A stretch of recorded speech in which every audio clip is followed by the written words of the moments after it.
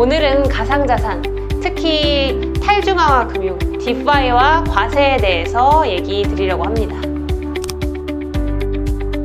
사실 가상자산에 관한 세법상의 이슈도 아직 제도적으로 정비가 완료되기 전이기는 하죠. 소득세법 21조 1항에서는 가상자산을 양도, 대여함으로써 발생하는 소득을 기타 소득으로 구분해서 소득세 20%를 분리 과세할 수 있도록 정하고 있습니다. 여기서 양도는 매매와 교환에 의한 가상자산 양도 모두를 통칭하는 말인데요. 따라서 교환의 방식으로 가상자산을 양도하여 소득이 발생하는 경우라고 하더라도 원칙적으로는 소득세 대상이 됩니다.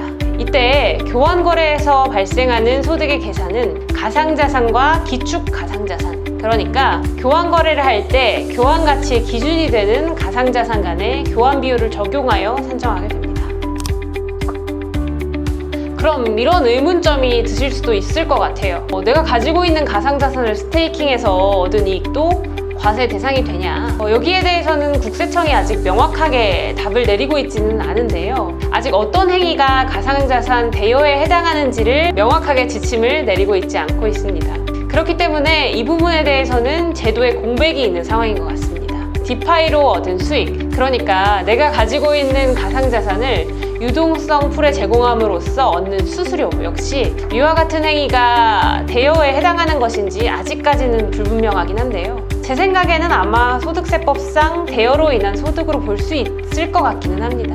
다만 여기에 대한 구체적이고 명확한 지침이 없는 상황이기는 해서요. 원론적으로는 그렇다는 내용만 참고하시면 될 것 같습니다.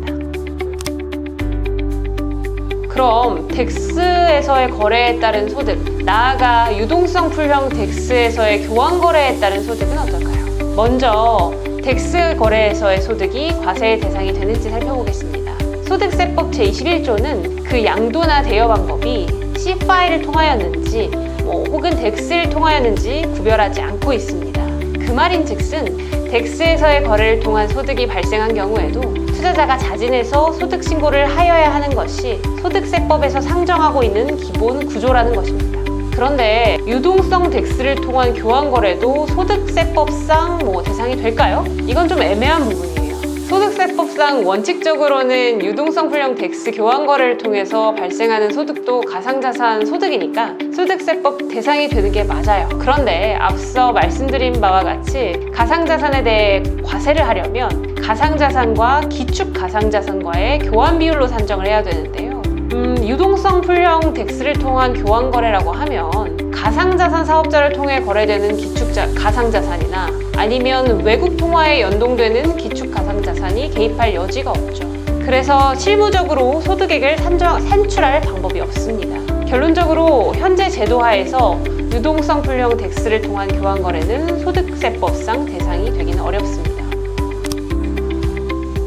비거주자나 외국 법인의 경우 그 소득을 지급하는 자가 원천 징수를 하도록 돼 있고요. 예외적으로 가상자산 거래소를 통하여서 대여나 양도, 인출을 하는 경우에는 가상자산 거래소가 원천 징수하도록 되어 있습니다. 그런데 이걸 반대로 생각해보면 비거주자나 외국인의 덱스 거래에 대해서는 과세를 하기 어려운 거죠.